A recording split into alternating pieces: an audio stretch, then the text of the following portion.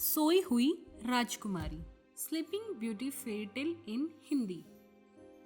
बहुत समय पहले की बात है। एक खुशहाल राज्य था जिसमें एक राजा और रानी रहते थे। उनकी कोई संतान न थी, इस कारण वे दोनों बहुत दुखी थे। एक दिन रानी राजमहल के सरोवर के किनारे सूर्य देवता से संतान प्राप्ति के लिए प्रार्थना कर रही थी। तभी सूर्य की एक चमकीली किरण वहां पड़े एक पत्थर पर पड़ी और वो पत्थर एक मेंढक में बदल गया। मेंढक ने भविष्यवाणी की, 1 वर्ष के भीतर रानी एक सुंदर से बच्चे को जन्म देगी। मेंढक की भविष्यवाणी सच साबित हुई और 1 वर्ष के अंदर ही रानी ने एक बच्ची को जन्म दिया। वह बच्ची बहुत ही सुंदर थी। उसके मुख पर सूर्य की किरणों की समान चमक थी। राजा रानी छोटी सी राजकुमारी को देखकर झूम उठे। उन्होंने उसका नाम रोजामांड रखा। रोजामांड के जन्म की खुशी में राजमहल में एक बड़े भोजन का आयोजन किया गया, जिसमें राज्य की संपूर्ण प्रजा आमंत्रित थी। सुनहरे वन में रहने वाली परियों को भी आमंत्रित किया गया। सुनहरे वन में 13 परियां रहती थी, लेकिन राजा रानी से एक गलती हो गई। उन्होंने सिर्फ 12 परियों को आमंत्रित किया। 13वीं परी को आमंत्रित करना वो भूल ही गए। राजभोज बहुत धूमधाम से संपन्न हुआ। उपस्थित लोगों ने रोजामांड को ढेरों उपहार और आशीर्वाद दिए। जब परियों की बारी तो उन्होंने जादू से न सिर्फ रोजामांड को अनमोल उपहार दिए, बल्कि जादुई आशीर्वाद भी दिए। किसी ने बुद्धिमत्ता का, किसी ने सुंदरता का, किसी ने दयालुता का, तो किसी ने धन का आशीर्वाद दिया। यह सिलसिला 11वीं परी तक चलता रहा। अंत में जब 12वीं परी की बारी आई तो उसके आशीर्वाद देने से पहले 13वीं परी वहां आ गई। 13वीं परी राजा रानी द्वारा उसी राजभोज में आमंत्रित न किए जाने के कारण बहुत क्रोधित थी। अपने इस अपमान का बदला लेने के लिए उसने रोजामांड को ये श्राप दे दिया, 16वें जन्मदिन पर रोजामांड की उंगली में एक सुई चुभेगी और वो मर जाएगी। इसके बाद बिना एक शब्द कहे वो वहां से चली गई। 13वीं परी के इस श्राप को सुनकर राजा रानी बहुत दुखी हो गए।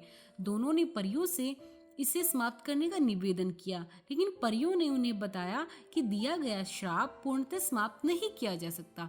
ये सुनकर वे और ज्यादा दुखी हो गए। तब 12वीं परी सामने आई। उसका आशीर्वाद अभी शेष था। उसने राजा से कहा, ये सत्य है कि 13वीं परी के श्राप को मैं समाप्त नहीं कर सकती, लेकिन अपने आशीर्वाद से उसे कम अवश्य कर सकती हूँ। उसने रोजामांड को आशीर्वाद दिया कि 16वें जन्मदिन पर वह सुई चुभने से मरेगी नहीं, बल्कि 100 वर्षों के लिए एक गहरी नींद में सो जाएगी।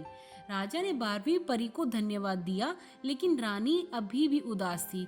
उसने परी से कहा, मेरी इच्छा है कि मैं रोजामांड का विवाह किसी सुंदर और वीर राजकुमार के साथ होते हुए देखूं, लेकिन ये संभव नहीं, क्योंकि जब वो 100 वर्षों के बाद रोजामांड अपनी नींद से जागेगी, हम लोग जीवित ही नहीं रहेंगे। रानी की बात सुनकर 12वीं परी ने रोजामांड के सोने की कुछ देर बाद राजा रानी सहित राज्य की सारी प्रजा और पशु पक्षी भी सो जाएंगे। वे तब तक सोते रहेंगे जब तक रोजामांड सोती रहेगी। रोजामांड की नींद तभी खुलेगी जब एक सुंदर सच्चा प्यार करने वाला राजकुमार उसे चूम लेगा। इसके बाद सभी परियां वहां से चली गई। 12वीं परी के आशीर्वाद से राजा रानी को कुछ राहत अवश्य मिली, लेकिन तब भी वे रोजामांड के भविष्य को लेकर चिंतित थे। उन्होंने सैनिकों से कहकर राज्य के सारे चरखे और सुइयां नष्ट करवा दिए, ताकि रोजामांड उस दुष्ट परी के श्राप के प्रभाव से बच सके। धीरे धीरे समय बीतने लगा और रोजामांड बड़ी होने लगी। यह सुंदर, दयालु और बुद्धिमान थी, ठीक वैसे ही जैसे परियों ने उसे आशीर्वाद दिया था। राज्य के सभी लोग उसे बहुत पसंद करते थे। वर्ष बीतते बीतते आखिरकार रोजामांड का 16वां जन्मदिन आ गया। उस दिन पूरे महल को सजाया गया। एक बड़े भोज का आयोजन भी किया गया। शाम तक कोई अनहोनी नहीं हुई। बस रानी के पिता का पत्र आया कि उसकी तबीयत बहुत खराब है।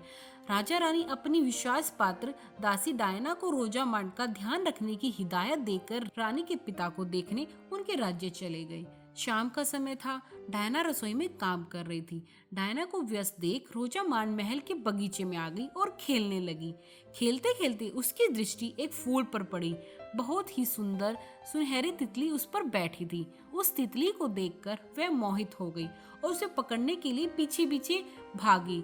तितली उड़ती जा रही थी और रोजामांड उसके पीछे पीछे जा रही थी।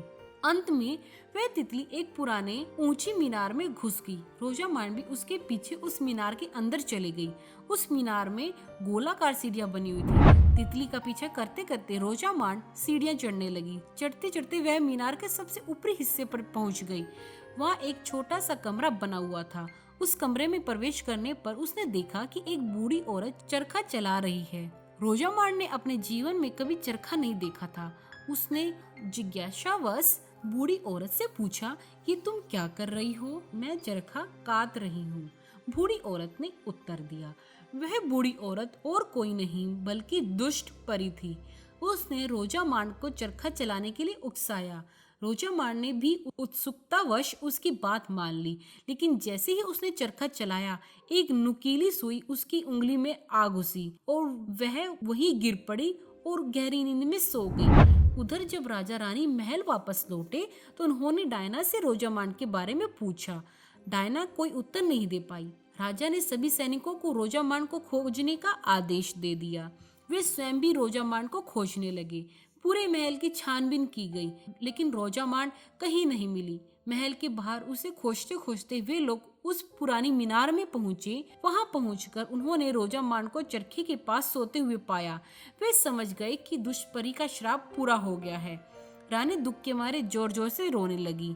राजा ने रानी को समझाया, कुछ देर में हम भी सो जाएंगे, इसीलिए अभी रोजामान को महल लेकर चलते हैं और उसे उस दिन के लिए तैयार करते हैं जब कोई सुंदर राजकुमार उसे नींद से जगाने के लिए आएगा। रोजामान को राजमहल में ले जाया गया। वहाँ उसे तैयार कर एक खूबसूरत बिस्तर पर लेटा दिया गया। वह सोती हुई भी बहुत सुंदर लग रही थी। कुछ देर बाद राजा रानी, दरबारी, सैनिक, राज्य की संपूर्ण प्रजा और पशु पक्षी जहाँ थे वहीं सो गए।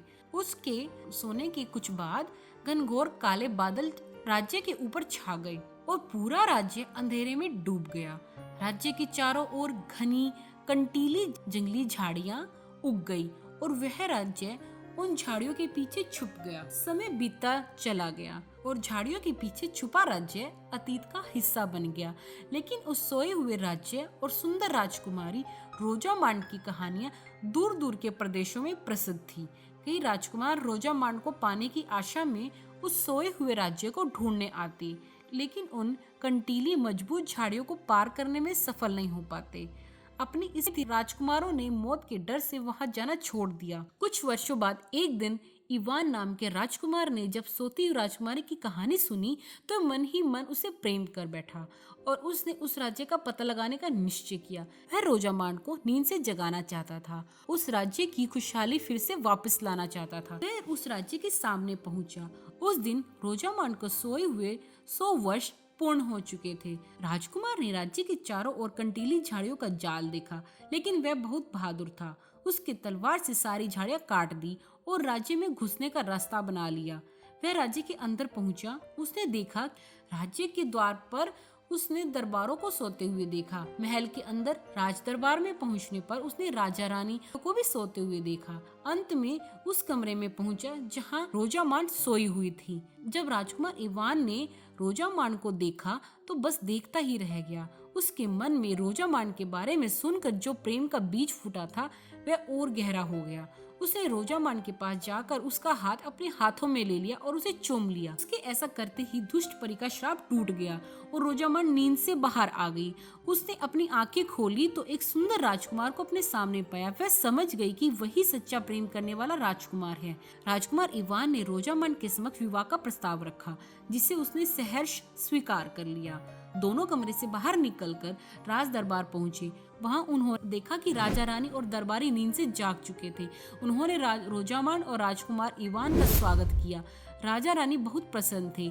उन्होंने 2 दिन के बाद रोजामान और राजकुमार इवान के विवाह की घोषणा कर दी।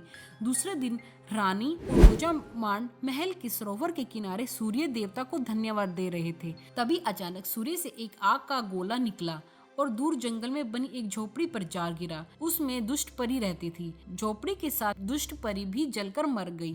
फिर उस आग में एक सुनहरी तितली निकली और वह रानी और रोजामांड के पास पहुंची। वहां वह सरोवर किनारे रखे एक पत्थर पर बैठ गई और वह पत्थर एक मेंढक में बदल गया। रानी ने जब मेंढक को देखा तो उसे तुरंत पहचान लिया। ये वही मेंढक था जिसने रोजामांड के जन्म की भविष्यवाणी की थी। उस मेंढक ने रोजामांड को हमेशा खुश रहने का आशीर्वाद दिया और गायब हो गया। 2 दिनों बाद रोजामांड और राजकुमार इवान का विवाह हो गया और वो खुशी खुशी रहने लगे। चलिए अब हम मिलते हैं अपनी नेक्स्ट स्टोरी में। तब तक के लिए धन्यवाद।